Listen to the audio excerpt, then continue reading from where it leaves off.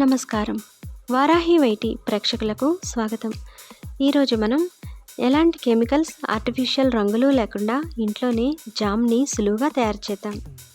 4 apples, కిస్మిస్, black కిస్మిస్, ఖర్జూరం, బీట్రూటు, కొద్దిగా పంచదార ఉపయోగించి ఈరోజు మనం జామ్ని తయారు చేద్దాం. ముందుగా స్టవ్ వెలిగించుకొని కడాయి పెట్టుకొని 1 స్పూన్ నెయ్యి వేసుకోవాలి. అందులో కిస్మిస్ వేసుకుని వేయించుకోవాలి. కిస్మిస్ ఈ విధంగా పొంగి వేగిన తర్వాత ప్లేట్లోకి తీసేసుకోవాలి.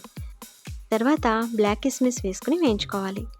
బ్లాక్ కిస్మిస్ ఈ విధంగా పొంగి వేగిన తర్వాత ప్లేట్లోకి తీసేసుకోవాలి. చివరిగా ఖర్జూరం వేసుకుని వేయించుకోవాలి. ఖర్జూరం మెత్తగా అయ్యే వరకు వేయించుకుని ప్లేట్లోకి తీసేసుకోవాలి. ఇప్పుడు శుభ్రంగా కడిగి తరుక్కున్న యాపిల్ ముక్కల్ని వేసుకోవాలి. ముక్కలు ఉడకడానికి సరిపడా 1 గ్లాసు నీళ్లు పోసుకోవాలి.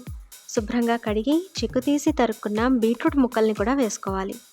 నేతిలో వేయించి ఉంచుకున్న డ్రై ఫ్రూట్స్ అన్నిటిని యాడ్ చేసుకోవాలి.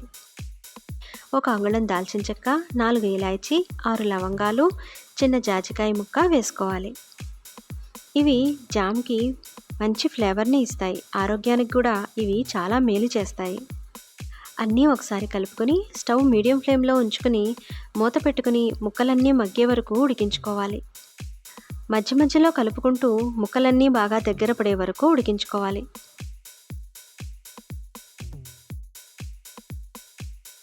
అన్నీ ఉడికి చల్లారిన తర్వాత మెత్తగా మిక్సీ చేసుకోవాలి.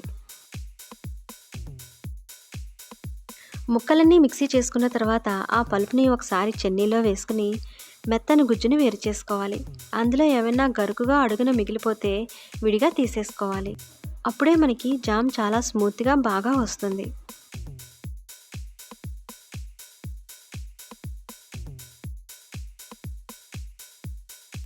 ఈ మిక్స్డ్ ఫ్రూట్ జామ్ చాలా రుచిగా ఉంటుంది. మీరందరూ తప్పకుండా ట్రై చేయండి.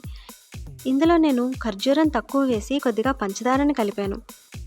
అలా కాకుండా ఖర్జూరం పండు ఎక్కువ తీసుకుంటే పంచదారను కూడా కలపక్కర్లేదు.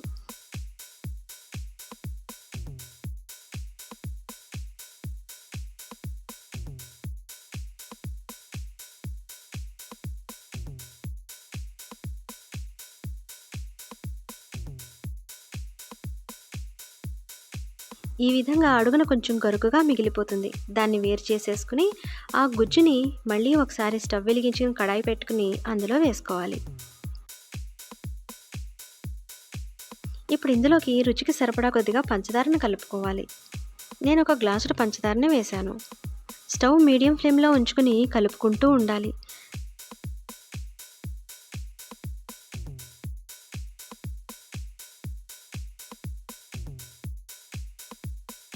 పంచదార మొత్తం కరిగిన తర్వాత కొద్దిగా నిమ్మరసాన్ని కలుపుకోవాలి.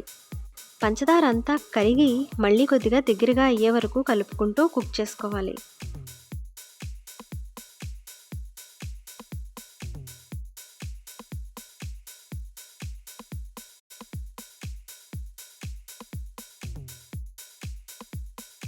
ఈ విధంగా వచ్చే వరకు స్టవ్ మీద ఉంచుకొని స్టవ్ ఆఫ్ చేసేసుకోవాలి. ఇంతకంటా దగ్గర పడితే పూర్తిగా చల్లారిన తర్వాత బాగా గట్టిగా అయిపోతుంది. అందుకని ఈ విధంగా వచ్చే వరకు ఉంచుకుంటే సరిపోతుంది. పూర్తిగా చల్లారిన తర్వాత శుభ్రంగా కడిగి ఆరబెట్టుకున్న గాజు సీసాలోకి వేసుకోవాలి. అంతేనండి, ఎలాంటి రంగులు, కెమికల్స్ ఏమీ లేకుండా మనం ఇంట్లోనే సులువుగా చేసుకోగలిగే జామ్ రెడీగా ఉంది. ఇంకెందుకు ఆలస్యం, మీరు కూడా ఒకసారి ట్రై చేసేయండి. ఈ జామ్ బ్రెడ్, చపాతీ, దోశ అలా మీరు దేంతో సర్వ్ చేసినా చాలా బాగుంటుంది. పిల్లలు చాలా ఇష్టంగా తింటారు. నా ఛానల్ని ఫస్ట్ టైం కనుక చూస్తుంటే సబ్స్క్రైబ్ చేయండి. ఈ వీడియో మీకు నచ్చితే లైక్ చేయండి. మీ ఫ్రెండ్స్ అందరికీ షేర్ చేయండి. మీ వాల్యుబుల్ ఒపీనియన్ని కమెంట్ చేయండి. మరొక సింపుల్ రెసిపీతో మళ్ళీ కలుద్దాం. నమస్కారం.